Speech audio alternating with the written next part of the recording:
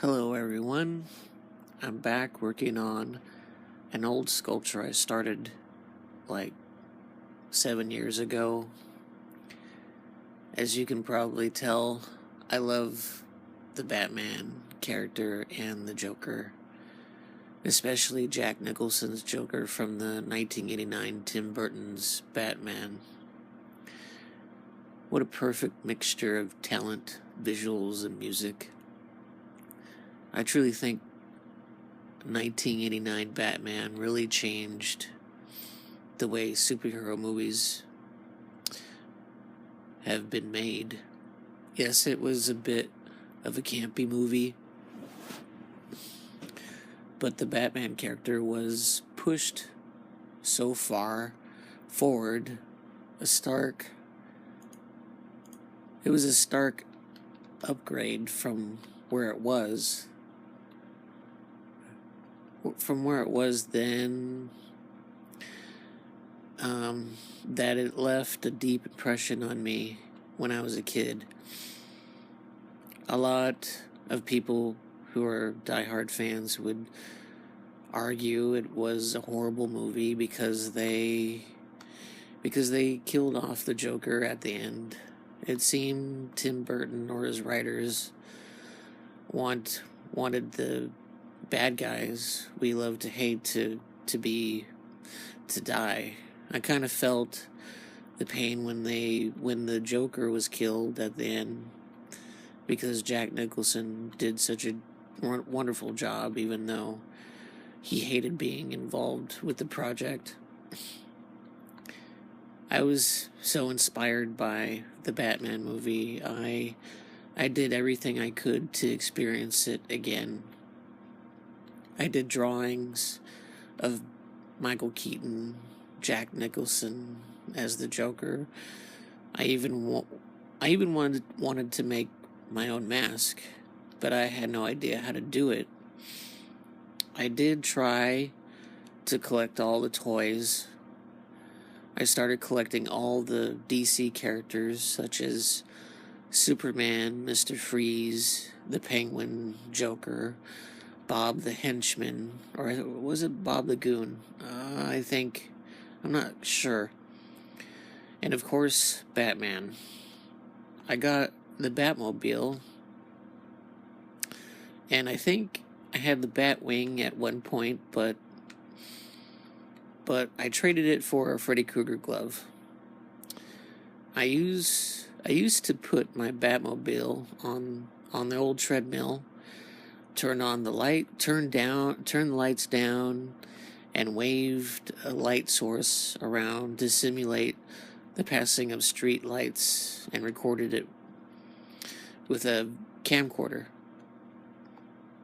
It looked like it was really driving on pavement. It was really cool. I don't think I ever was able to make my own Batman mask, but I did make my own cape. I made it out of 2 black plastic shower curtains, hot glued together. And then I created a Batwing pattern. I cut out both sides with rods located at each end, so that that I could spread the cape wide open, just like in the movie. I wish they didn't kill off the Joker. I used to have this idea, if they ever wanted to bring back the Joker in a sequel, they could have the character confined to a wheelchair, mangled. The only way he survived, or could have survived, was because of the chemicals he was experimenting with. After extensive surgery and advanced life support tethered to his wheelchair, keeping him alive. It's a very far stretch to believe something like that, but a lot of the story elements were a stretch, such as the chemical that chemical X, I think it was called. that somehow mutated everybody's face into a Joker smile right as they they took their last breath, laughing to death. What a terrific film. I even bought the theatrical score by Danny Elfman on cassette, and I bought the Prince soundtrack on audio CD. It was the first, I think it was my very first music CD I ever got. But I've always been a Prince fan. Batman even made me a bigger Prince fan. My favorite song from the film was at the end during the credits. It was called Scandalous. It was performed by Prince. It was a slow, romantic, and sort of erotic sounding song.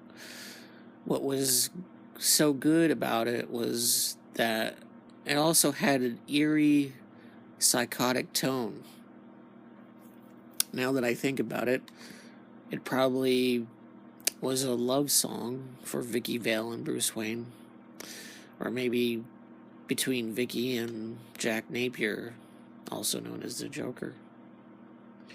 So,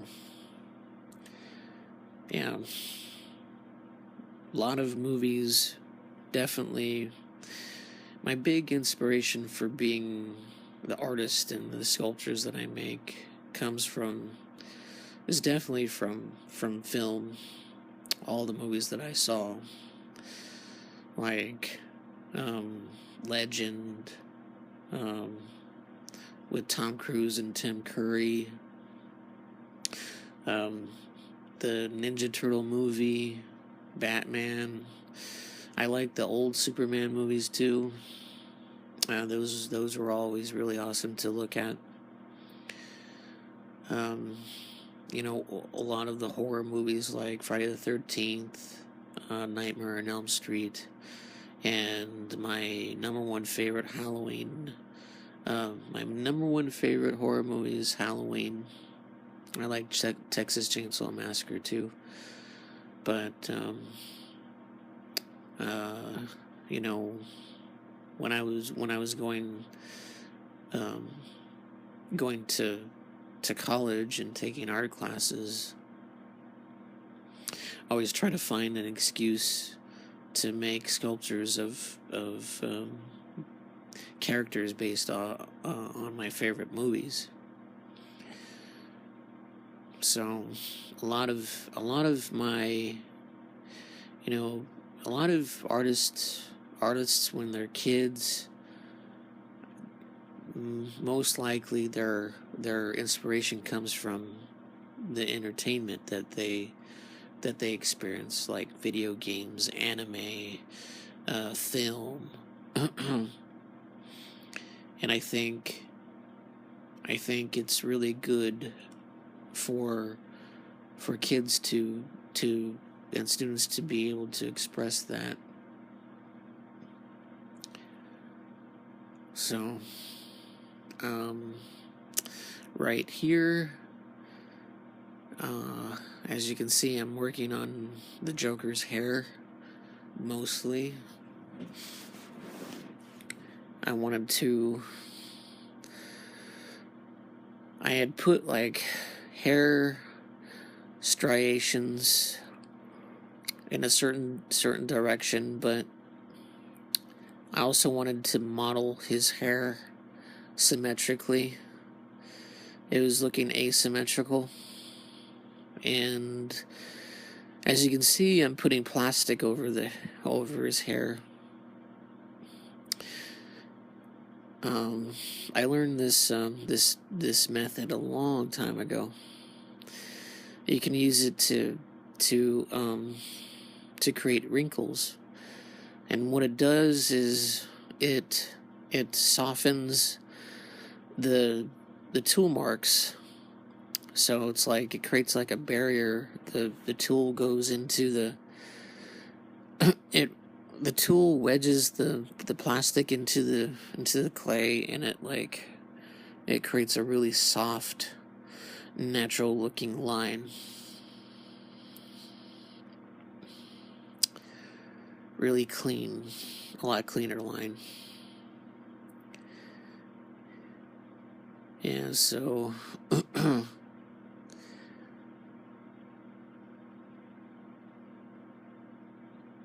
I've been wanting to get back to this sculpture for a really long time,